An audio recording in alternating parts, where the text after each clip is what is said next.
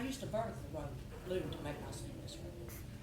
And I took pride in my craft. It took a long time to make garments. Why, even making thread took months. Patterns in life, order and rhythm. I liked that. Clothing was so valued. It was handed down to family members, cared for like a treasure, and worn out before discarded. And my seamless robes were no exception. It took a lot of work to bring the ends together, to form a right angle, so that the 6 foot width of cloth became tubular.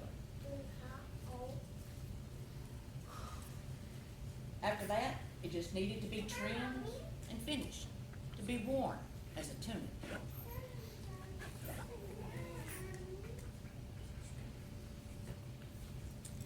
Purple was the hardest to make. That's why it was more prized. Though our purple was tinged more red back then, as you can see, it's tinged more red than purple. While the fabric came from the land, the dye was from the sea. Tiny snails that dyed your hands a reddish purple, like blood that doesn't fade. Is it any wonder I wear gloves? Most weavers' hands bear the mark of their trade, and it doesn't wash away. Jesus wore my robe. I recognize the pattern. What artist doesn't recognize her work?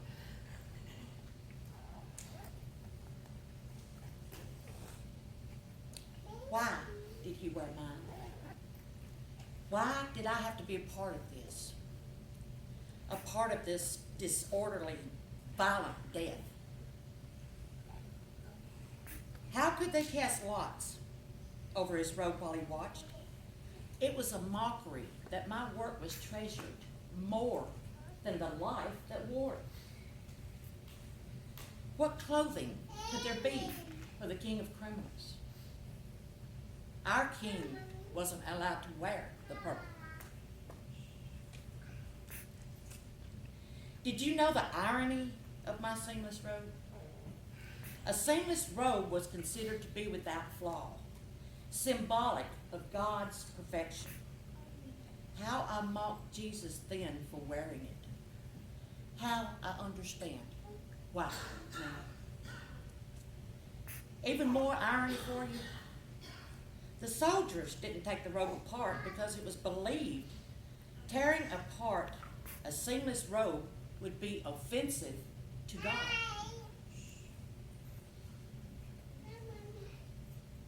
You could be cursed for cutting the thread and disrupting the perfect circle. What a mockery of Jesus. Wasn't tearing him apart and cutting his life thread as bad?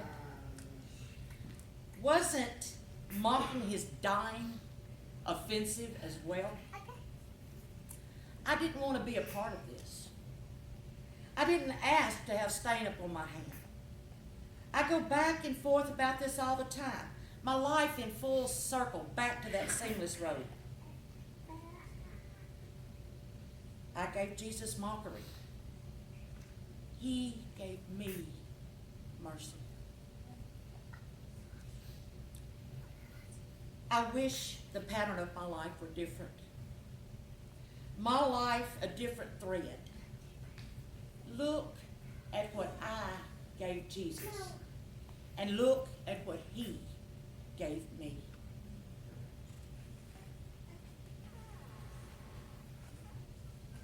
It was just a joke. Someone called for a crown, and I made one. It took all of 5 minutes, maybe less. There was no real skill needed either. I was just trying to impress the soldiers. I didn't expect them to use it and keep it on him, honest. Have you ever made a crown? It's really easy to do.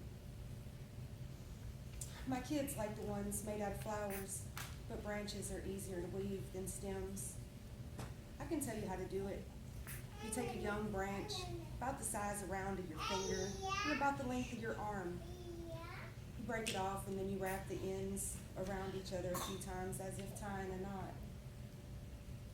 As I took that thorn branch, I had to be careful when I pressed it into my stomach to wrap the ends.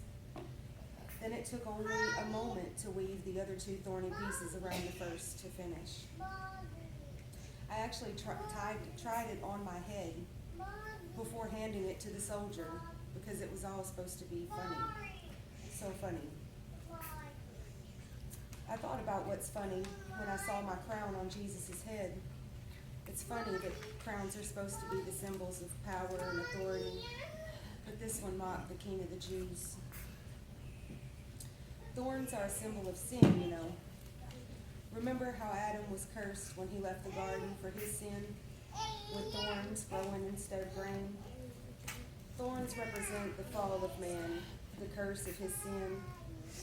That's how we mock Jesus' fall from power, even if he took the fall for us. Why didn't he take off my crown? He didn't have to keep it on the whole time.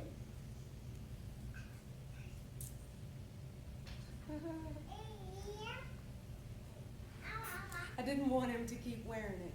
It was almost painfully funny to think I wore the crown first, and then he did. What a joke. I didn't really think.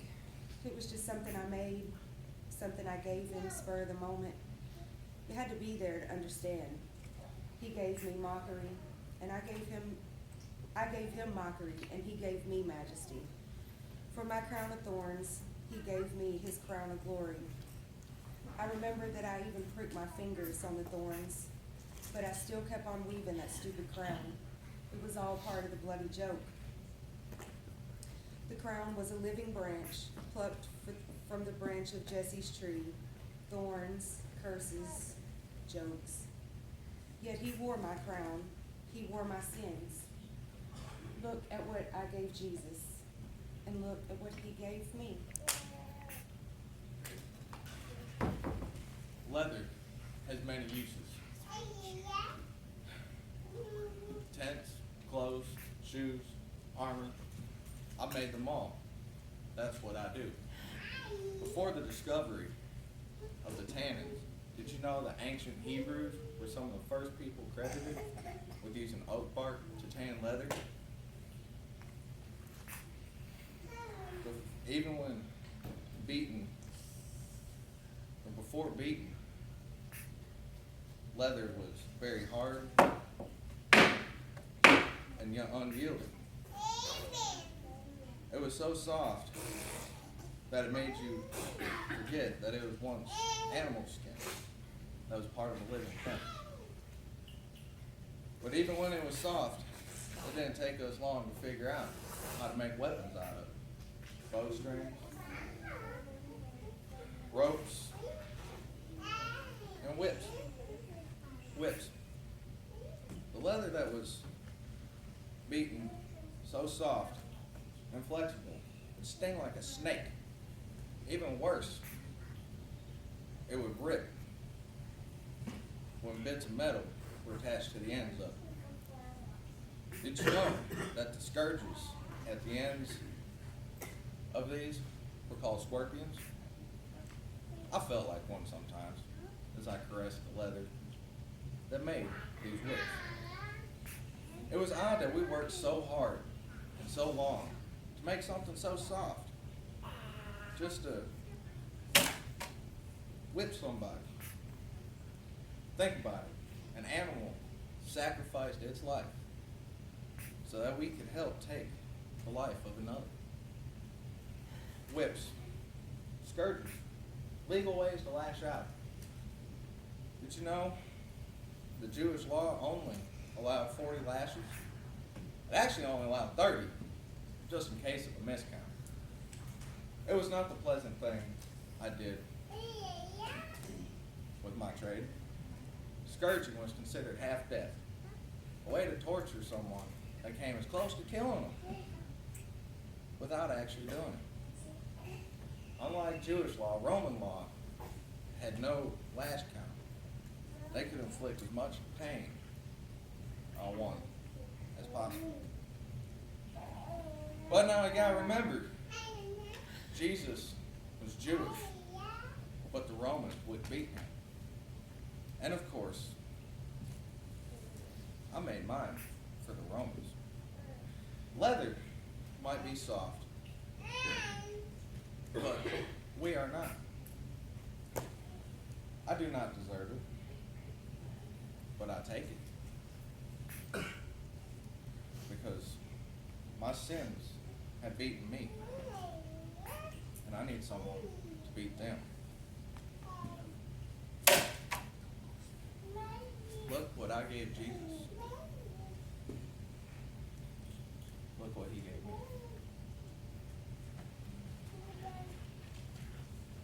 Nails were some of the first things man made with metal. First with bronze and then with iron. And they were so expensive, so valuable that in some cultures they tore down, burned down buildings, sifting through the ashes rather than pull the nails in chance of ruining them. And I like to think of my nails as connectors, things that hold things together, things that build something useful. I know what you're thinking. You're thinking about the spikes, the nails that were used to hold people to a cross, the nails that caused needless pain and hopeless death. I don't like to think about anything but the good uses for my nails. I don't want to hear the truth. I don't want to hear about the endless pain and torture that they forge because they're my nails. My nails dug into Jesus' hands. My nails. Our nails are strong, holding 1,000 times their weight, and they do not fail their mission. We need metal in our lives. When I think of iron, I think of an iron wheel. When I think of Jesus, I think of strong faith and an iron wheel, and how he didn't fail his mission either. I gave Jesus torture, and he gave me the truth. And I can't forget how my carpenter's nails abused his body. How my metal worker misused. He held 1,000 times my weight when he held my sins. So I only trust the one that is stronger than my metal. The one who is the truth. Look at what I gave Jesus, and look at what he gave me.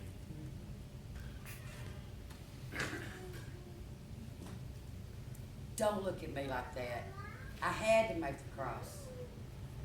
I couldn't sacrifice my life for a convicted criminal, could I? You don't understand. Jobs are hard to come by. I made the cross, yes, but somebody else used it. Crosses aren't the easiest thing to make. It's hard physical labor. You have to cut the tree and square it off with a handsaw.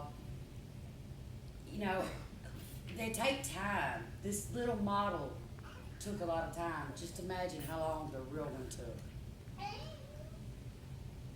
You know, I understand he was a carpenter too, just like me. I bet he'd appreciate my work. Jewish carpenters wasn't a career that flourished because of all the invasions and wars from the other countries. I knew it was my cross they used. People used to ask me what I made it from. I didn't really care to remember. It's something cheap, pine or dogwood. I think it was about 6 foot by 12 foot. I know it was big. The Romans liked them big. And I didn't bother to sand it. That would have took too much time and money out of my pocket. You know, it's funny how a tree in the Garden of Eden caused all our problems. and a tree from a carpenter solved them. I had to make it. I couldn't sacrifice my family's life for him. Wood saved Noah from water. Wood saved us from fire.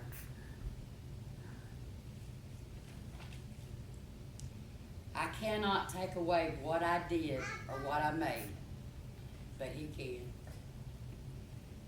Look at what I gave Jesus, and look at what he gave me.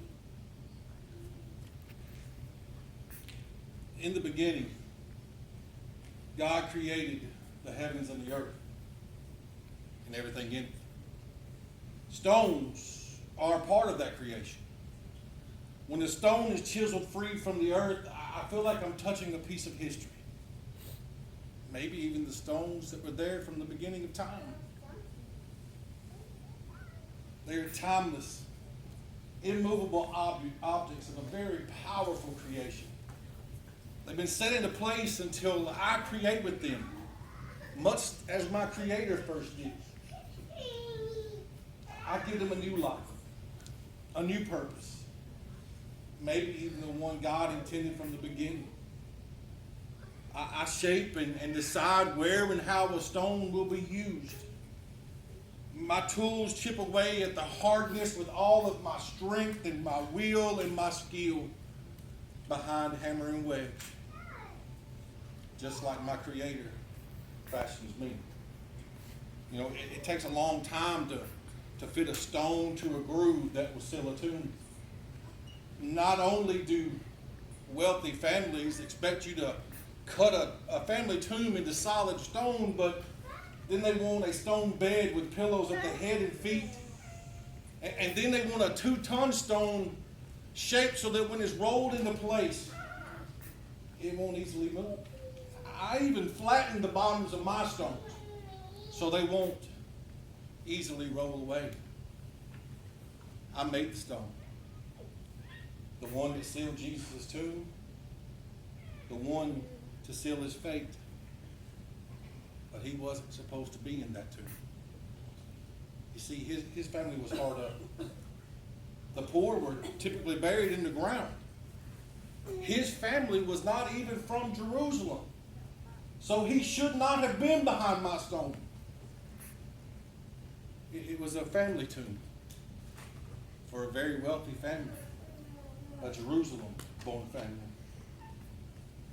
Joseph buried him there just to keep the Jewish requirement of burial before Sabbath.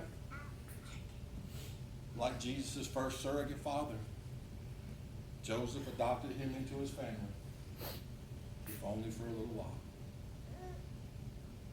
You might try to blame me because my stone was supposed to be so fine. That's all death is. But you see, stones are noble. They're a part of history. David, man, he knocked out a giant with one. My Jesus, he knocked out death. Wasn't Jesus called a cornerstone? Is he not the stone to which we cling? My stone was rolled away.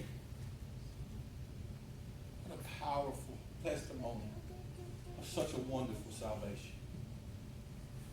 Stones are heavy.